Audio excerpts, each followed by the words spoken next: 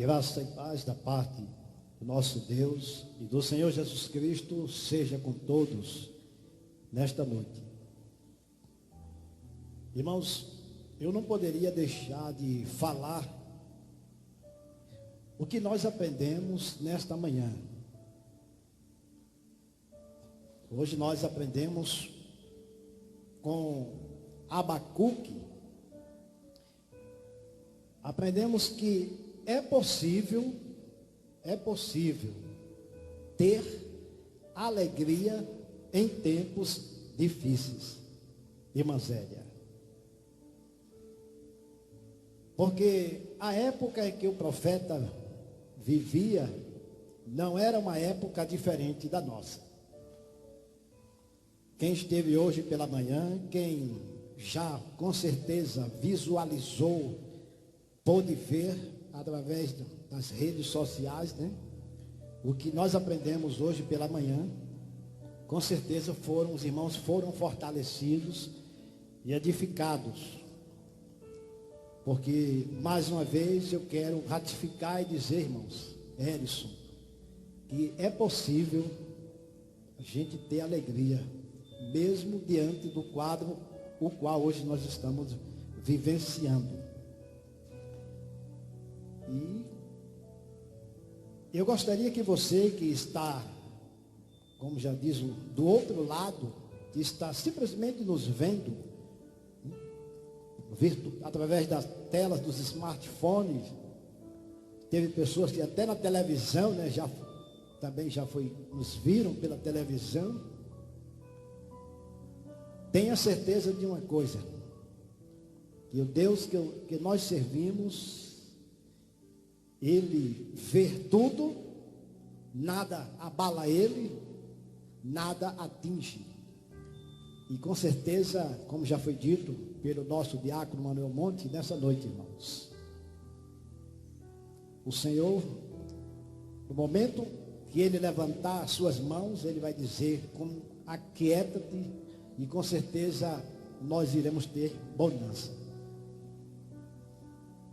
Eu confesso que, lendo a Bíblia, eu falava hoje pela manhã aqui, irmãos, eu dizia para a nossa irmã Elicácia que essa pandemia, ela fez com que, irmão Eric, eu me aproximasse mais de Deus. Se eu já li a Bíblia com frequência, eu estou lendo e orando com mais frequência ainda. Porque, irmãos, eu não tenho nenhuma dúvida, nós não temos nenhuma dúvida de que todas essas coisas que estão acontecendo é simplesmente um prelúdio, a preparação para a volta de Jesus Cristo. Mas nessa noite, eu tenho certeza também que Deus, Ele tem uma palavra, não é o pastor Francisco, como já foi dito na oração aqui, mas Deus já colocou uma palavra no meu coração e agora vai ser proferida, né? Em nome do Senhor Jesus Cristo. E mais uma vez eu agradeço a Deus a oportunidade que estamos tendo, mesmo com o número reduzido aqui, mas outros irmãos estão nos vendo. E quero lembrar, irmãos, e eu espero que os irmãos estejam cultuando. Quero repetir, irmão Givanilson, a palavra que eu falei por meio do Espírito Santo a semana passada, né? A única pessoa que assiste todas as coisas é Deus. Eu posso chegar a minha casa, aí é um detalhe, né? Eu ligar a televisão, digo, eu vou assistir. Agora, em termos de culto, de adoração, né? Nós adoramos a Deus. E Ele é a única pessoa que está vendo, assistindo, contemplando todas as coisas. E aos que estão do outro lado, né? Com certeza, embora não está aqui conosco, creio que deve estar cultuando ao Deus Todo-Poderoso. Vamos abrir as nossas Bíblias, lá no livro de 2 Reis, capítulo 4.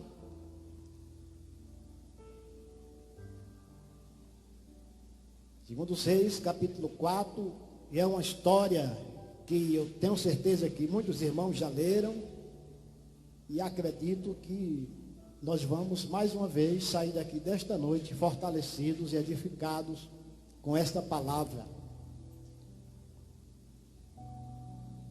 Segundo os Reis, capítulo 4, você que está em sua casa pode, com certeza, abra a sua Bíblia, lá em Segundo os Reis, capítulo 4, a leitura é a partir do verso 8, eu vou ler até o verso 26, mas eu prometo aos irmãos que eu não vou chegar à meia-noite. Certo dia, passou Eliseu por Sunem, onde se achava ali uma mulher rica, a qual o constrangeu a comer pão. Daí, todas as vezes que passava por lá, entrava para comer, isto é, o profeta. E ela disse ao seu marido: vejo que este que passa sempre por nós é santo homem de Deus. E ela combina com o marido e ela diz: façamos-lhes, pois, em cima um pequeno quarto, obra de pedreiro, e ponhamos-lhe nele uma cama, uma mesa, uma cadeira e um candeeiro. Quando ele vier à nossa casa, retirar-se-á para ali. Um dia, vindo Eliseu para ali, retirou-se para o quarto e se deitou. Então disse ao seu moço, chamado Geazi: chama esta sunamita, ou seja, a mulher. Chamando a ele, ela se pôs diante do profeta. E este dissera ao seu moço: dize-lhe, eis que tu nos tem tratado com muita abnegação. Que se há de fazer por ti, mulher? Haverá alguma coisa de que se fale a teu favor ao teu comandante do exército? E ela respondeu: eu habito no meio do meu povo. Verso 14. Então disse o profeta: que se há de fazer por ela? Ele perguntou, o profeta Eliseu. Geazi respondeu, veja o que foi que Geazi respondeu: ora, ela não tem filho, e seu marido é velho. Disse-lhe Eliseu: chamando a ela, se pôs à porta. Disse-lhe o profeta: por este tempo, mulher, daqui a um ano, você abraçará e terá um filho. Ela disse: não, meu senhor, homem de Deus, não mintas a tua serva. Versículo 17, para a surpresa daquela mulher e do seu marido, concebeu a mulher e deu à luz um filho, no tempo determinado, quando fez um ano, segundo Eliseu, o profeta, lhe dissera. Tendo crescido o menino, saiu certo dia a ter com seu pai, que estava com os segadores. Disse a seu pai, verso 19, ai, o menino falou para o pai: ai, ai minha cabeça. Então o pai disse ao seu moço: leva o menino à sua mãe. E ele o tomou e o levou à sua mãe, sobre cujos joelhos o menino ficou sentado até o meio-dia. Mas após o meio-dia, o menino morreu. Subiu ela e o deitou o menino sobre a cama do homem de Deus, ou seja, de Eliseu. Fechou a porta e saiu. Chamou ao seu marido e lhe disse: manda-me um dos moços e uma das jumentas, para que eu corra ao homem de Deus e volte. O marido agora lhe pergunta: por que você vai a ele hoje? Não é dia de festa, de lua nova, nem sábado. Ela disse: não faz mal. Verso 24, já estou terminando. Então fez ela albardar a jumenta e disse ao moço: guia e anda, não te detenhas no caminhar, senão quando eu tu disser. Partiu ela, pois, e foi ter com o homem de Deus ao Monte Carmelo. Vendo-a de longe o profeta, o homem de Deus, disse ao seu moço Geazi: eis aí a sunamita. Para finalizar, versículo 16: corre ao seu encontro, Geazi, e pergunta a ela: vai tudo bem contigo? Vai bem com teu marido? Vai tudo bem com teu filho? E ela respondeu: vai tudo bem. Que Deus nessa noite, irmãos, me ajude na pessoa do seu Espírito Santo. Que Deus nessa noite nos traga uma palavra de edificação e de fortalecimento. Meus amados irmãos e aqueles que estão nos acompanhando, nós estamos hoje vivendo uma época, como já foi dito aqui, que todos nós estamos em isolamento. Estamos impossibilitados, segundo as ordens das autoridades. A gente não pode estar aqui, né, com mais de 50 pessoas. Por conta deste vírus, desta pandemia, né, chamado o coronavírus, ou Covid, nome científico, 19.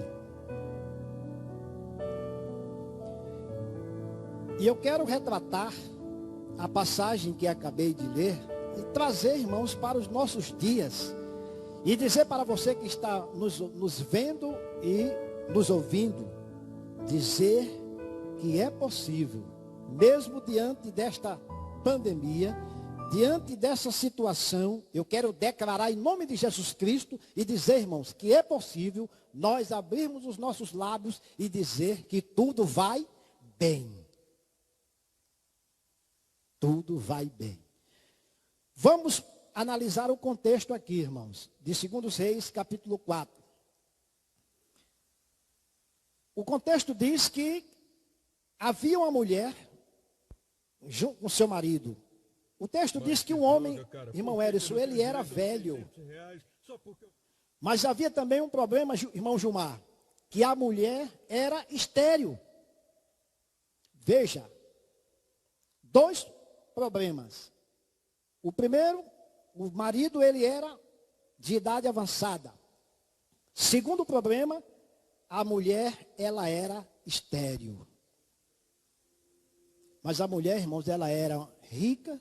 Veja bem, era uma mulher rica.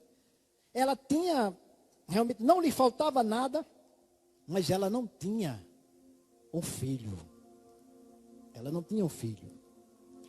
E é interessante que o profeta chega para ela e diz: mulher, você vai conceber, você vai dar à luz a um filho. E qual foi a reação da mulher? Ela disse: não, meu senhor, não mintas para a tua serva. Não mintas. E o profeta disse: no próximo ano, mulher, você vai conceber, você vai dar à luz um filho. Irmãos, a Bíblia diz em Lucas 1,37 que para Deus nada é impossível. Eu quero reportar, irmão, dizer que para o século 21, diante desta pandemia que está acontecendo, irmãos, para Deus nada é impossível. É verdade que a gente está vendo, pessoas estão impossibilitadas de trabalhar, não estão trabalhando, outras pessoas que foram acometidas estão isoladas, mas eu quero dizer em nome de Jesus Cristo que diante de tudo isso, Lucas 1,37 diz que para Deus nada é impossível. Por isso que aquela mulher, ela achava que o seu problema era difícil. E às vezes nós achamos, irmãos, que diante do contexto que estamos vivendo hoje, a gente fica perguntando: quando será? A gente faz a mesma pergunta, pastor Eric, que o profeta Abacuque ele fez: até quando? Até quando esta pandemia vai durar? Até quando? Mas que a nossa resposta, diácono Manuel Monte, seja a resposta, né, do profeta Abacuque também, quando ele disse: ainda que não haja ovelhas nos currais, ainda que não haja fruto na vide, eu me alegrarei no Deus da minha salvação. Ainda, irmã Zélia, que a escola, né, não esteja funcionando, alegre-se, porque Deus, irmãos, está no controle de todas as coisas. Nós precisamos, irmãos, nos alegrar, porque é isso que a igreja, ela precisa, irmão, transmitir para as pessoas que não têm esperança lá fora. Tem pessoas, irmãos, que antes de serem atingidas pela pandemia, já estão morrendo.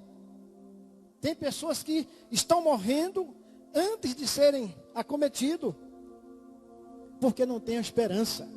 E a Bíblia vai dizer que a nossa esperança está em Jesus Cristo. Aquela mulher sunamita não tinha esperança. Ela não tinha esperança, porque ela era estéril. O seu marido era um homem velho. Mas o profeta disse: mulher, eu declaro que o Deus que eu sirvo, que no próximo ano você vai conceber e você vai dar à luz um filho. E a mulher teve um filho, irmãos. Mas o que é que a gente aprende com isso, irmão? Deus permite que aquela mulher concebe, ela dá à luz um filho, e agora Deus, ele prova aquela mulher. Eu vou te dar um filho, mulher, mas eu vou fazer algo que eu quero provar a sua fé. Você vai ter um filho, mas você vai ter uma surpresa. E qual foi a surpresa? Diz o texto bíblico que o menino estava brincando e de repente ele começou a reclamar, dizer: ai, ai, a minha cabeça. Se fosse nos dias de hoje, irmãos, aquele menino tivesse morrido, se dizia que era por Covid-19 ou coronavírus. Alguns teólogos chegam a dizer, irmão Eric, que aquele menino morreu por conta de insolação. E ao meio-dia, aquele menino morreu.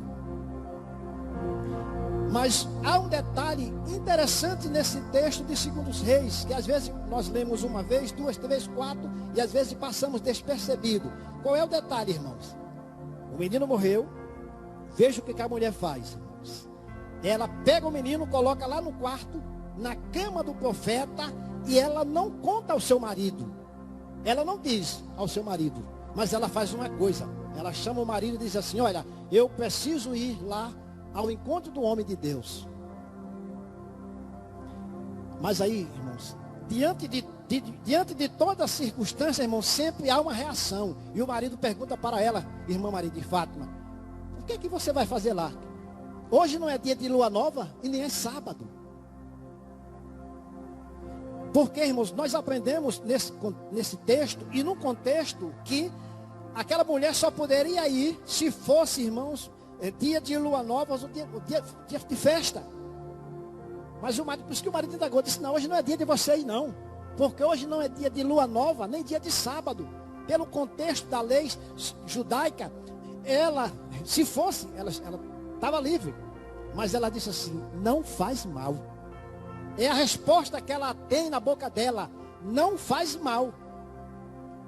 E o marido então atende, e com certeza ela consegue alguns moços, e ela não vai de Corolla, ela não vai de Siena, ela não vai de Hilux, ela vai de jumento. Porque era o transporte, irmão, daquela época. E tem mais um detalhe, irmãos.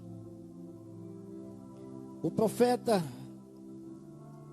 estava no Monte Carmelo, uma distância aproximadamente de quase 40 quilômetros.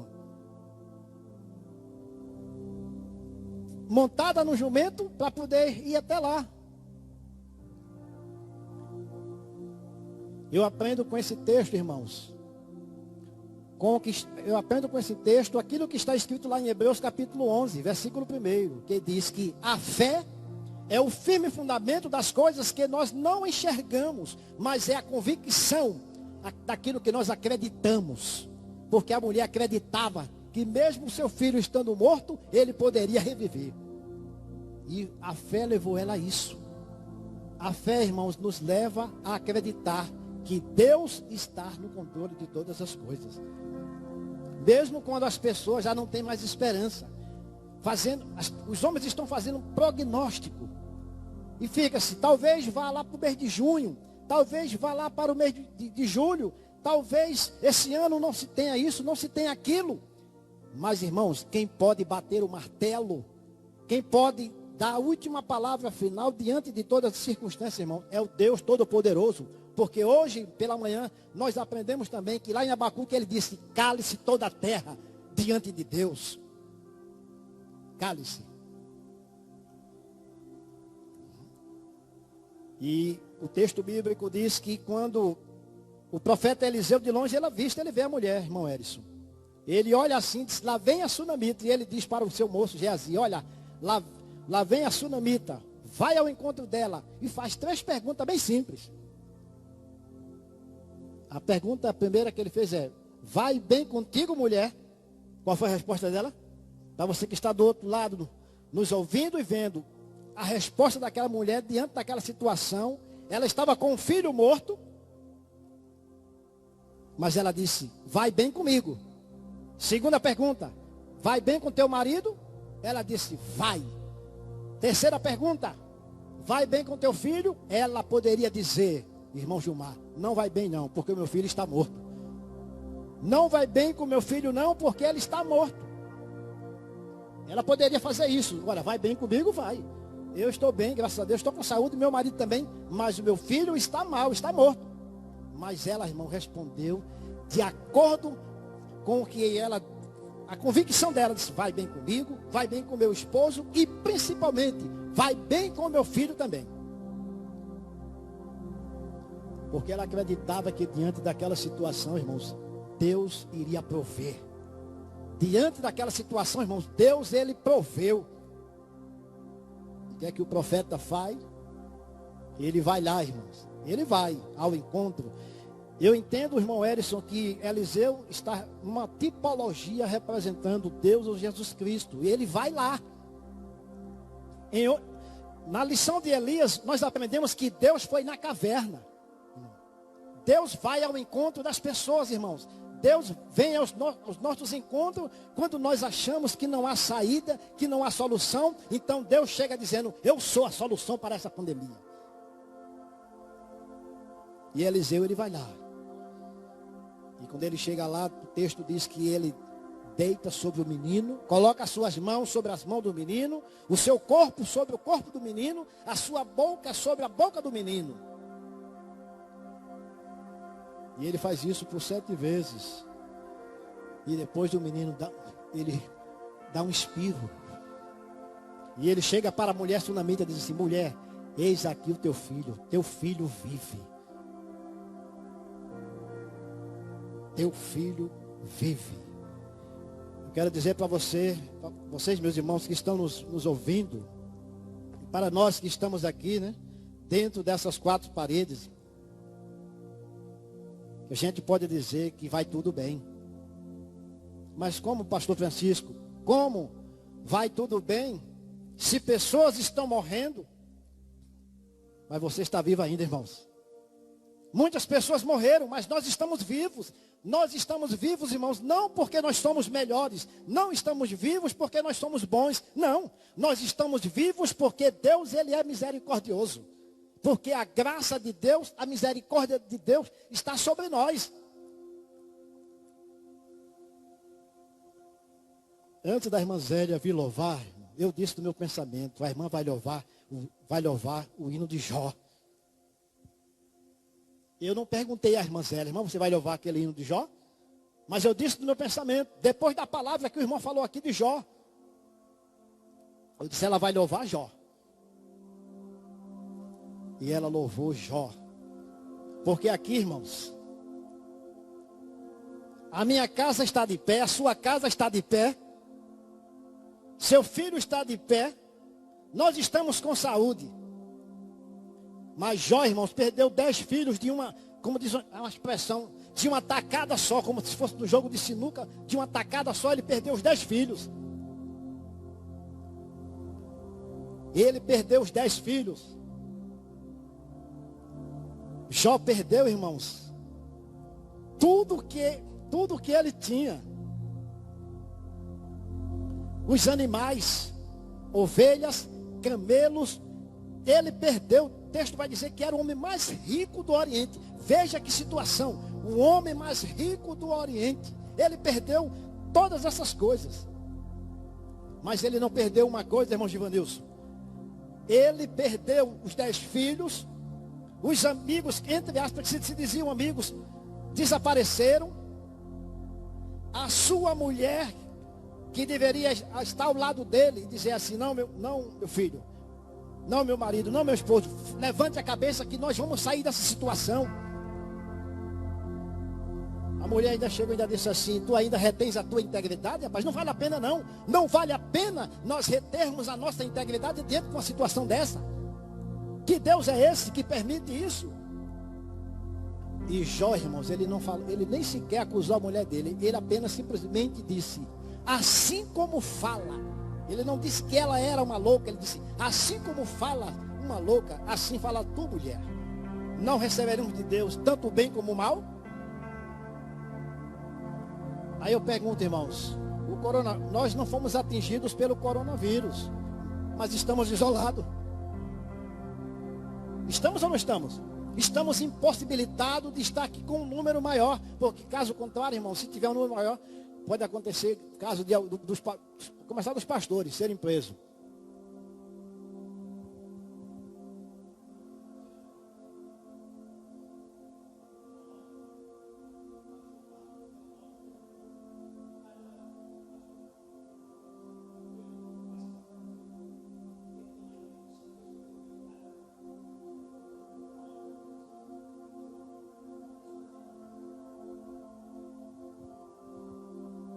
Vamos voltar ao texto, irmãos. Então Deus está no controle de todas as coisas. Jó perdeu 10 filhos, perdeu os bens, mas ele não perdeu a fé. Sabe por que ele não perdeu a fé? Eu vou repetir mais uma vez, porque a fé é o firme fundamento das coisas que nós não vemos, mas é a certeza, é a convicção daquilo que nós esperamos. E eu pergunto para você que está do outro lado, nos vendo, nos ouvindo, o que você espera? Qual é a sua expectativa? Qual é a sua expectativa? Sabe qual era a expectativa de Abacuque, irmãos? A expectativa de Abacuque, irmãos, não era as ovelhas no curral, não. A expectativa de Abacuque não era os frutos da oliveira, não. A expectativa de Abacuque entendia que a sua suficiência estava em Deus. A nossa suficiência, irmão Evaí, deve estar em Deus, porque tudo provém de Deus. Então, Jesus, ele é a nossa suficiência. Foi por isso que Jó, na sua convicção, na sua certeza, ele disse: eu perdi tudo isso, mas eu tenho ainda um Deus que olha para mim.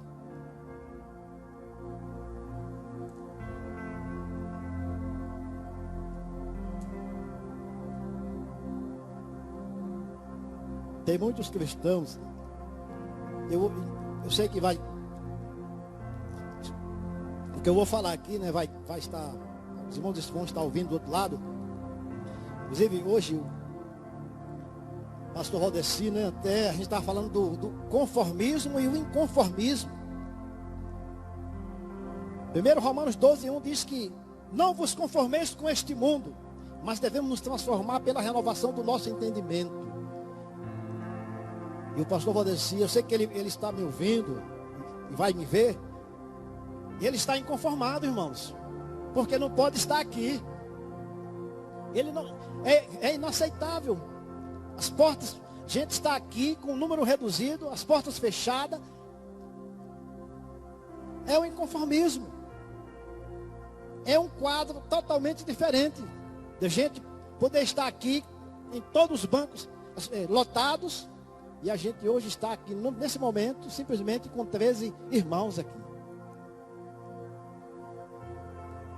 E esse é o inconformismo do pastor Valdeci. Mas eu quero dizer, pastor Valdeci, o senhor vai me ouvir? E o senhor não está errado, não. Mas espere em Deus. Espere em Deus. Porque já diz um salmo: o choro pode durar a noite, mas a alegria virá, irmãos, ao amanhecer. Então encerro nessa noite essa palavra, não da minha parte, mas da parte de Deus, para você, meu irmão, você, minha irmã, para nós que estamos aqui. Eu encerro dizendo, irmãos, que é possível nós vivermos em alegria, porque Deus, Ele é a nossa alegria. Inclusive nós aprendemos hoje aqui também que há um fruto, né? Não é os frutos, o fruto do Espírito.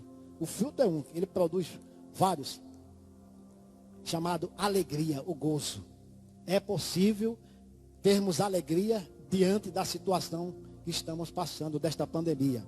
Porque eu acredito que numa hora, Deus vai fazer como Jesus fez lá naquela tempestade. Mar e vento, cala-te e aquieta. E a gente vai ver a abundância. Que Deus nessa noite, Ele nos ajude.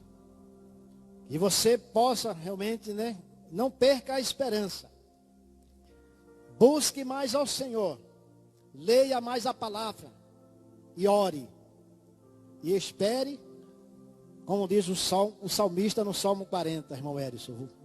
Esperei com paciência pelo Senhor. E Ele se inclinou para mim e ouviu o meu clamor. Eu vou finalizar dizendo o seguinte: sabe o que é que Deus espera de nós, irmãos? Deus espera que a gente tenha paciência. Porque Ele está no controle de todas as coisas. Que Deus nos abençoe.